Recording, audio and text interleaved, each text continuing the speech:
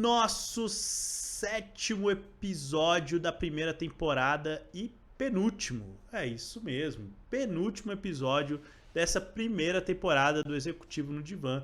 E a gente vai falar de propósito. Então olha só, a gente começou com o autoconhecimento e a gente começou a entender um pouco quais são essas nuances desse autoconhecimento, que era composto por sombra, que era composto por poder interno, que era composto por coerência. Então a gente começou a olhar quais são esses aspectos aí que a gente precisa ter, uma liderança, pessoas que estão executivos, executivas, que estão no mundo corporativo, que processos que elas têm que olhar para elas mesmas, para elas poderem ter uma ação mais coerente, mais bem-estar, mais felicidade, mais resultado. E a gente agora chegou num tema que transborda um pouco além dela mesma, que é o tal do propósito. Vamos lá, o que a gente está chamando de propósito aqui? Isso é super importante, eu sei que o cara vai aprofundar muito isso aqui, então eu vou só dar um en passant aqui na história. Propósito. Propósito é aquilo que te move, é o para quê, é aquilo que faz você se mover. Não é uma coisa estática, uma coisa que você tem ali direcionado, que é tudo que eu fizer vai ser em função daquilo, tá? É aquilo que vai te mover naquele momento, naquele espaço, naquele processo. E ele tem que estar conectado com a tua realidade. E eu já passo para o cara, porque eu quero explorar isso mais ainda. Mas olha só, tem que estar conectado com a tua realidade. Propósito não é algo desconectado da sua realidade, senão ele vira papel na parede. Então, vou dar um exemplo, tá? A minha prática, minha realidade é estar trabalhando com lideranças, com equipes, com organizações, para que a humanidade esteja no centro da sua prática.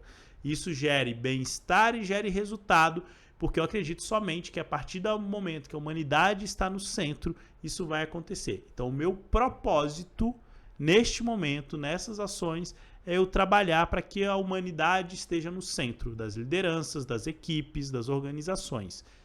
Então, o que eu faço na minha prática profissional tem a ver com gerar isso, né? Mas isso não e eu não tenho como saber, né, Ricardo? Se esse é o meu grande propósito de vida. Fala um pouco mais sobre isso aí. É bem isso, pessoal. Um ponto importante que a gente precisa perceber num propósito, para simplificar, é aquilo que te faz levantar com disposição para cumprir durante o seu dia. E é um ponto importante, pessoal, é você identificar dentro desse propósito qual é o significado pessoal, real para você, que você traz dentro de si para abraçar isso como um propósito, como um fator de realização. Eu costumo falar muito sobre o forte significado pessoal dando um exemplo. Suponhamos que você tenha interesse em trocar seu carro. E para trocar seu carro você precisa economizar todo mês, depositar lá nos seus investimentos para que ao longo de 10 meses você possa ter o dinheiro suficiente para fazer essa troca do carro. E aí, de repente, durante essa economia, você recebe uma ligação. E nessa ligação, a pessoa te faz um convite. Ela ficou encarregada de te convidar para uma reunião dos amigos que formaram há 20 anos atrás, juntos, e que você tem vontade, desejo e saudade de encontrá-los. Só que para participar disso, é participar de uma viagem coletiva, inclusive para um destino que você tanto almeja conhecer. E naquele momento, para você cumprir esse desejo, você deve abrir mão de parte daquelas suas reservas, que é para trocar o carro, para poder usufruir desse convite. E naquele momento está nas suas mãos a escolha de ir ou não ir. Como você sabe que o seu carro está em bom estado, pode mudar daqui 4 meses, 6 meses, você decide então ir para essa viagem e reencontrar esses seus amigos. Agora imagine, pessoal, que você tivesse aí como significado essa economia de 10 meses. Apoiar uma pessoa que você muito ama, num procedimento cirúrgico que, caso não seja feito, ela corre risco de morte. E você tem apenas 10 meses para economizar junto com outras pessoas, para poder apoiar essa pessoa nessa cirurgia. Eu tenho certeza, pessoal, que nessa situação tão distinta e diferente da primeira, você vai fazer essa economia muito mais rápido do que os 10 meses. junto com outros colegas, com outros amigos, porque ali existe um significado maior.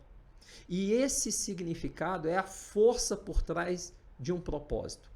O propósito, para mim, pessoal, é aquele que te faz mover, mas ele te faz mover por conta de algo maior intrínseco a ele.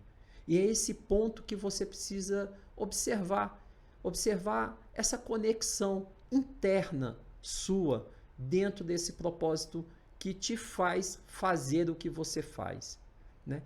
Eu acredito, sabe, Henrique, que as pessoas que têm firme propósito, que fazem as escolhas a partir desse firme propósito, elas seguramente vivem uma vida de maior abundância e alegria, porque tem a ver enormemente com aquele poder interno que cresce e se avoluma quando você faz algo que te dá um sentido maior para aquela ação e aquele movimento que você executa.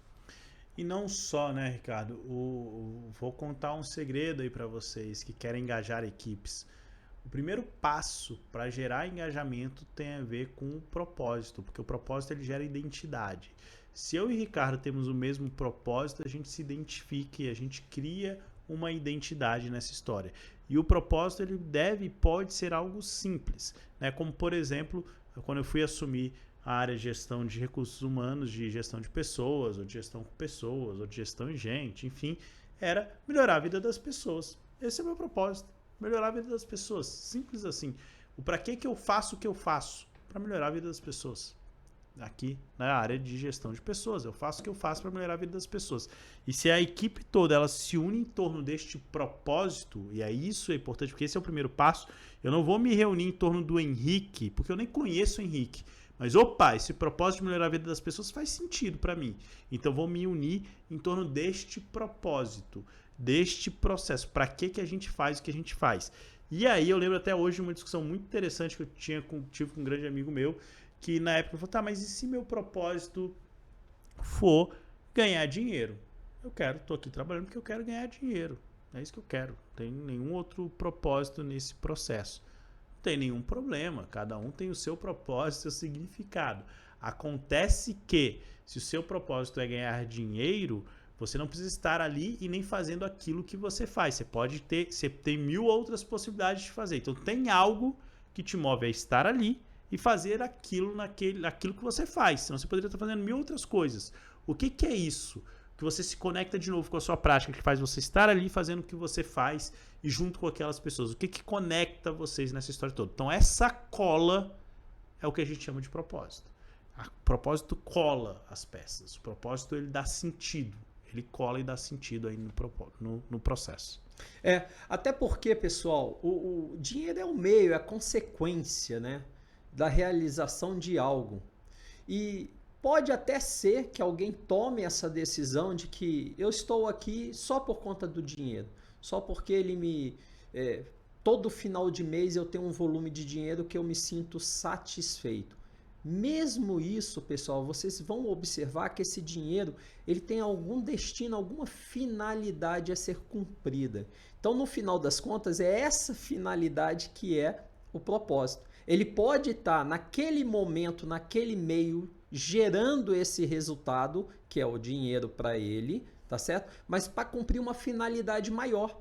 De repente, o propósito dele é juntar um dinheiro que ele possa se aposentar, que ele possa ter rendimentos para poder ter uma vida mais tranquila, desfrutar das viagens que ele gosta, de algum esporte da sua preferência ou aí por diante. Então, observar, pessoal, e distinguir bem, né?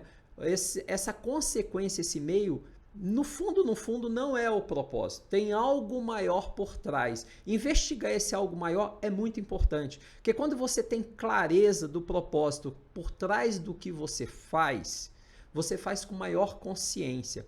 E um ponto que o Henrique trouxe, pessoal, muitas vezes você vai atrair pessoas não para cumprir o que você deseja, mas para cumprir um propósito na qual para essas pessoas façam sentido. E aí você vai conseguir várias pessoas somando e contribuindo para atingir os resultados que você almeja. Não porque você almeja, mas porque existe um propósito ali claro que também é o propósito daquelas pessoas que vão estar envolvidas junto com você nessa realização.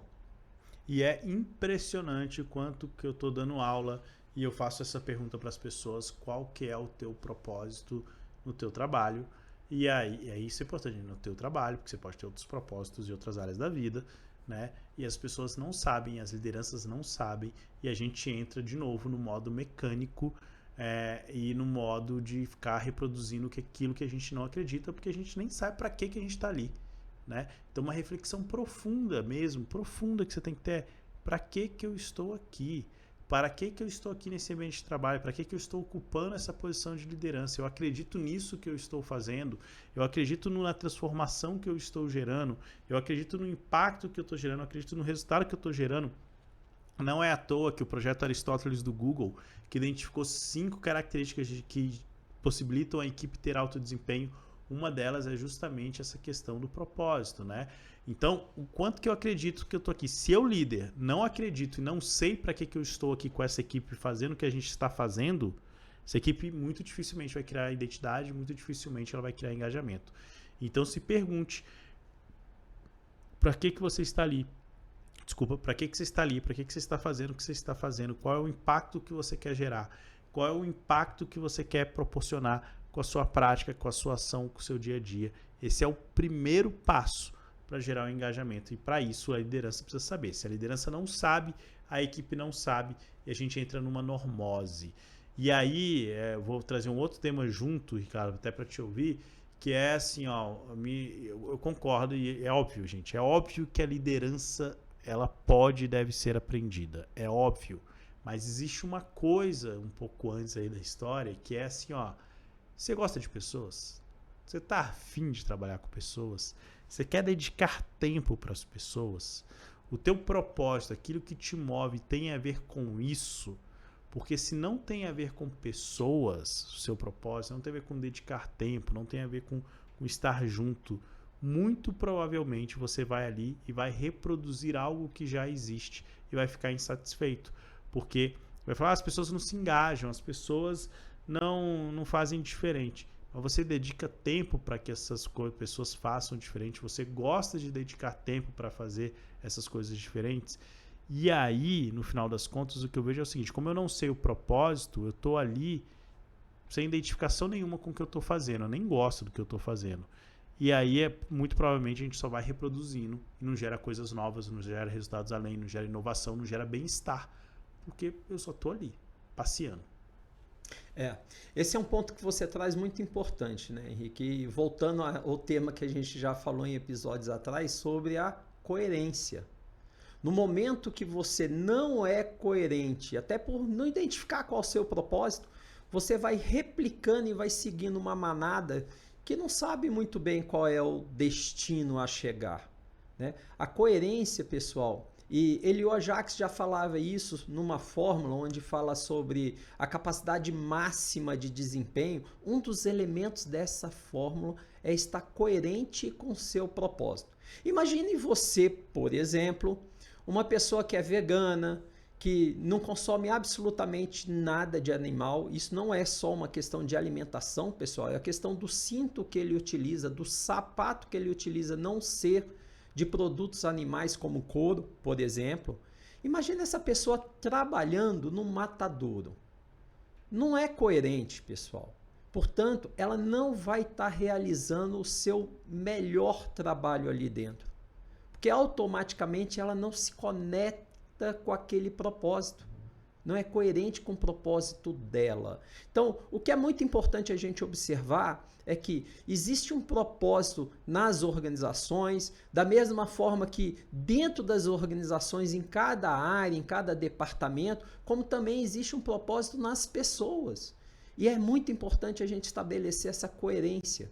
Não é um único propósito, são vários propósitos a depender da área, da situação, mas que eles possam estar conectados, porque aí estarão coerentes e aí eles conseguirão desempenhar no seu máximo, buscando esse bem-estar, buscando essa felicidade, buscando essa leveza que tanto a gente almeja nos nossos dias, né, Henrique? E gente, se a palavra propósito ela fica muito pesada para você, troca por sonho, muitas vezes. Qual que é o teu sonho? E aí você vai lá, você vai ter uma pistazinha do teu propósito, muito provavelmente. Então, o exemplo, eu sonho efetivamente com um mundo onde as organizações coloquem o ser humano no centro, onde as lideranças coloquem o ser humano no centro. Olha aí, ó, tem uma dica aí do meu propósito, né? E aí a pergunta, eu acho que o Ricardo traz uma provocação que eu acho sensacional, que é: você conhece o propósito das pessoas da sua equipe? Você conhece o que é significativo para elas? Você conhece o que é importante? Você conhece quais são os sonhos delas? Né? Você conhece efetivamente o que é? E aí tem uma prática muito legal que é o mural dos sonhos. Aí fica a dica para quem quiser, que é você colocar o mural de sonhos onde as pessoas colocam seus sonhos lá e você trabalha e ajuda nisso, nesse sentido todo. Bem, mas quando você se conecta com um propósito, você também cria e emana algo maior, que é o tema do nosso último episódio dessa primeira temporada, que é qual, Ricardo? Caramba, é um tema para mim muito precioso, sabe, pessoal? Que é o tema da espiritualidade. Porque no mundo atual, de tantas complexidades, muitas dessas complexidades, de forma simples, a gente consegue avançar, progredir dentro de um bem-estar, dentro de uma felicidade, se a gente trouxer para dentro, para o centro, a questão maior, que é a questão da espiritualidade, seja ela qual for. Algo maior orquestrando essa inteligência maior, sendo o suporte, o apoio para todos os nossos movimentos, para nos inspirar no dia a dia. Esse é o tema do nosso próximo podcast. E aproveitem, porque esse cara aqui, ó, ele é mestre nesse tema da espiritualidade, o quanto que isso vira o jogo, o quanto que isso faz a diferença. A gente se vê no nosso último episódio dessa primeira temporada, Espiritualidade. Valeu!